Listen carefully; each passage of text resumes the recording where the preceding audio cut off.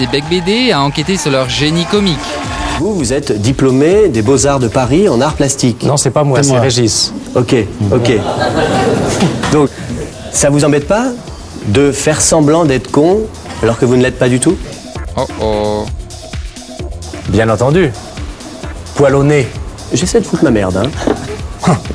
On était entre l'Obscur et l'Almanach, les deux Bourvil 2002.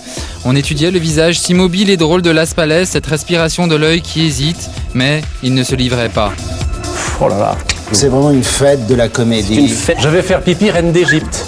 C'en était trop, il fallait percer le mystère. Ah oui, d'accord. C'est très, ça devient loin, ouais. Et ça devient. C'est pitoyable. J'y vais, hein, sinon ça C'est va. pitoyable, mais c'est amusant. C'est grand en même temps. Il y a une grandeur dans le pathétique. La tension était au maximum. J'aime pas du tout votre réflexion, la grandeur dans le pathétique. Là, Non j'aime mais pas attendez, du- non. je trouve que il y a une immensité, une abîme qu'il faut arriver à scoltiner. Et c'est courageux, c'est pour ça que c'est courageux. Vous dites une abîme, vous. Vous dites une élastique. Vous êtes fier, vous revendiquez ça. Vous êtes subversif. Oui. Mais alors, génie ou franchouillard? On fait des choses franchouillardes si vous voulez, parce qu'on parle pas japonais. Donc on va pas faire du japonouillard, on parle français. Franchement, c'était de la bonne télé.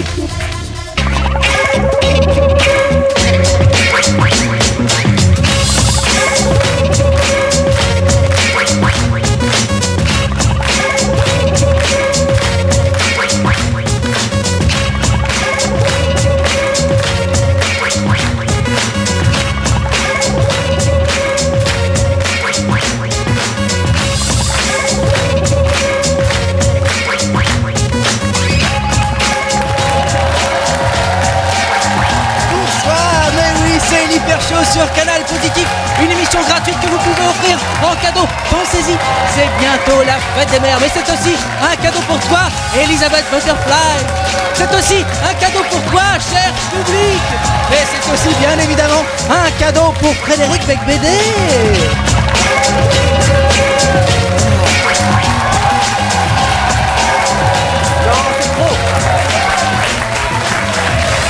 C'est trop, mais c'est mérité quand même.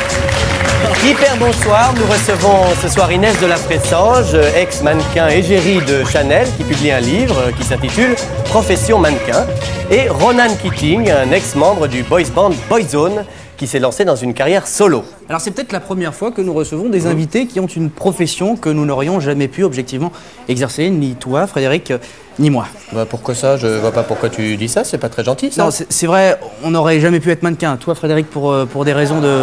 Non, pour des raisons de menton évidentes. Non, mais c'est pas...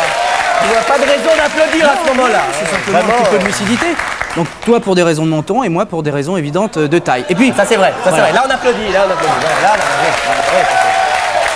Tu me rends l'appareil. Et puis pour ce qui est du boys band, tu sais que la définition du boys band dans le dictionnaire, hein, c'est au minimum 3 hommes, beaux, musclés, avec des petites bites. Alors beau, nous le sommes. Musclés, nous le sommes aussi. Ouais. En revanche, on n'est que deux. Et 2 personnes qui chantent dans le showbiz, ça s'appelle tout bêtement un duo.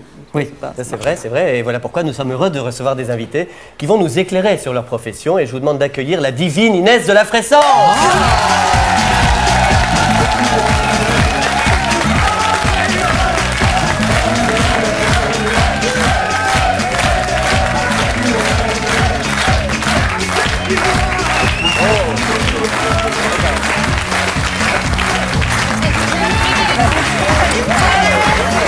Salut, les poulettes.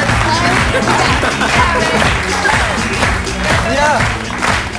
Oh, quel bonheur de faire de la télévision car on est applaudi. C'est assez agréable, n'est-ce pas, Ben, Inès? c'est vrai, c'est super agréable d'arriver ici, c'est joli et tout. Alors tournez-vous vers le prompteur et obéissez-moi.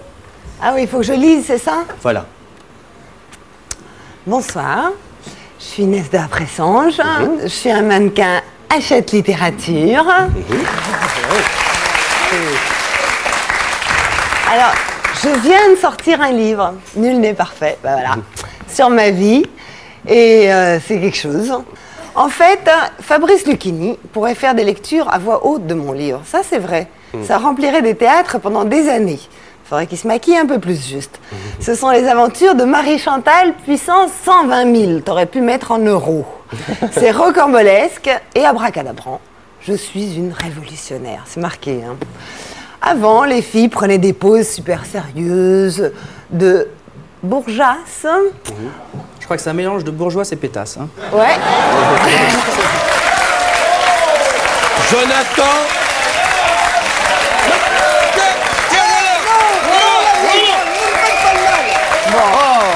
Alors, messieurs de l'académie, enregistrez Bourgeass en zigzagant. Moi, je suis arrivée en souriant, en déconnant. Je m'asseyais au premier rang, je discutais avec les journalistes.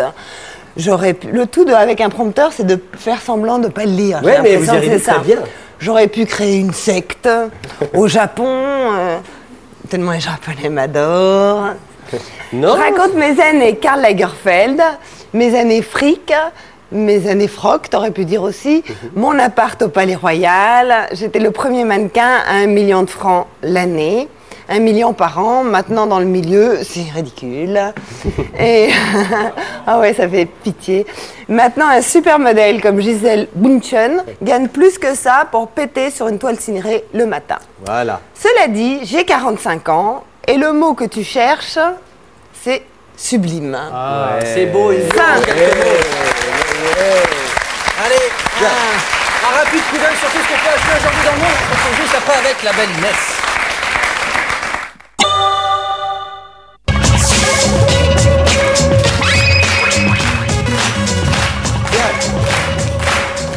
Voilà. Voilà, c'est moi là. Bonjour. Bonjour. Bonjour. Bonjour. Merci. Merci beaucoup. Profession mannequin est le titre de votre livre, Inès de la Fressange. Vous avez conversé avec Marianne Mérès, et c'est chez Hachette Littérature. Et c'est l'histoire de votre vie.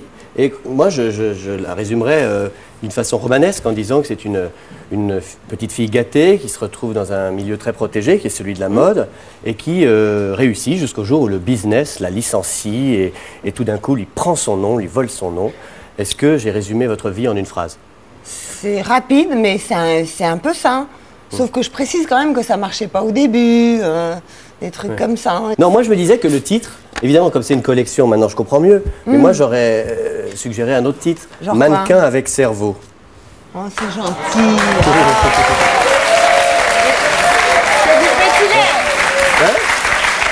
Oh, qu'il est mignon. Ouais. Mais attention, ça veut dire quoi? Alors ça veut dire quoi ça? Ça veut dire que Ça veut dire que je bois du petit lait, ça veut Non, dire. mais que les mannequins sont... Moi, j'ai donné mon avis sans qu'on me demande. Oui. En fait, un mannequin, c'est pas supposé parler.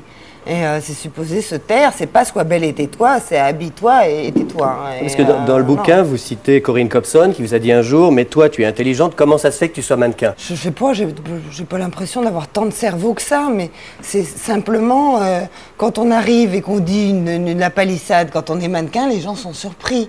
Et puis quand on arrive à regarder un plan de Paris et comprendre, les gens sont fascinés. Ouh là, les mannequins arrivent à trouver une rue toute seule. Et en fait, c'était pas très difficile. C'est parce qu'il y avait tellement de préjugés et d'a priori contre.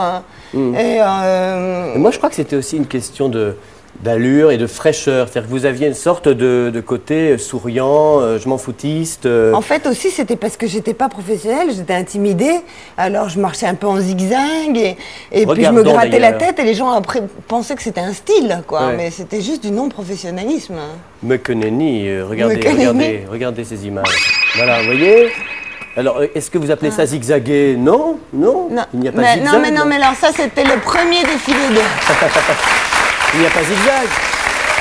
Ça, c'est quoi? Ça, c'est Chanel. Mais non, mais... Ça, c'était le tout premier défilé Chanel Couture. Et c'était, là, j'étais quand même par terre avec un oreiller en pyjama, tu vois. Là, on voit mieux. Mais le tout premier défilé Chanel, j'ai fait attention pour Karl et tout, pour pas que le critique. Alors, je faisais du zèle, hein. Mais bon, là, c'était un peu n'importe quoi, genre déjà. Et puis parfois, bon, j'allais dans la salle, ou je venais avec mon chien, ou un appareil photo. Ouais. Et les journalistes disaient, oh, moi, une photo, comme ça, ils avaient jamais Une fois, je vous photographié. avais vu aussi lire un journal. Je trouvais ça pas mal. Avec une chaise, vous étiez assise sur le podium en train de lire un journal. Genre, Bah ouais. Genre un plein incruste. Hein. C'est Genre, je la reste femme de Jagger à côté. Ouais, là. je la connais Ah, personnellement. Oui, oui, oui. Voilà. Alors donc cette rencontre avec Karl Lagerfeld justement, Ouais. 7 ans de contrat d'exclusivité avec Chanel, c'est quand même ça le truc qui vous a lancé violemment. Non, en fait, comme mannequin, je travaillais vraiment beaucoup et j'avais fait toute la campagne Dior. Et d'ailleurs, au moment où j'ai signé avec Chanel,